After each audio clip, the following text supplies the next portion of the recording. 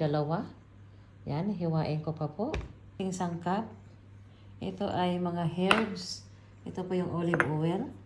Tapos, ito po yung mga herbs. Ito po ang pangalan. Yan po ang pinaghalo ko po dito. Yan. Tapos, yung olive oil. Yan.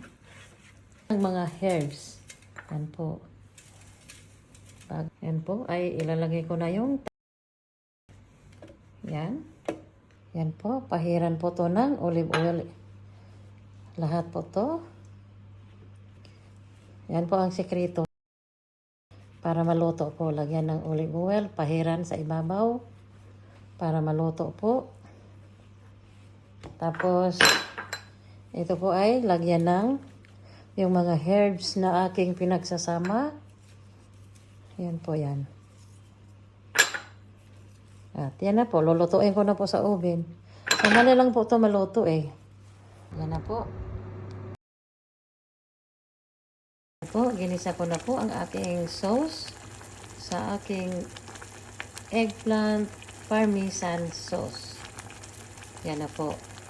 Ito po, lalagyan ko ng oregano. Yan. Tapos, lalagyan ko po ng apple. Yan. Ang apple po ay pangpabawas po ito, pangpaalis po ng asim. Yan. Hanggang po sa lumambot yung apple. Mamaya, tatanggalin ko po yan. Yan. Hayaan lang po yan hanggat ang apple ay lumambot. Para po wala na pong asim ang tomato sauce. Yan. Pabayaan lang po yan mamaya. Yan po. Luto na yung aking sauce ng aking eggplant parmesan cheese. Nilagyan ko po yan ng apple para po mawala yung asim ng tomato sauce. Ito na po. Tinanggal ko na yung apple. Hindi naman po kailangan yan eh. Yan.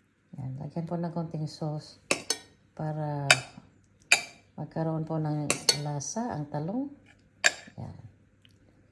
Konti lang. Tapos, lagyan po ng cheese.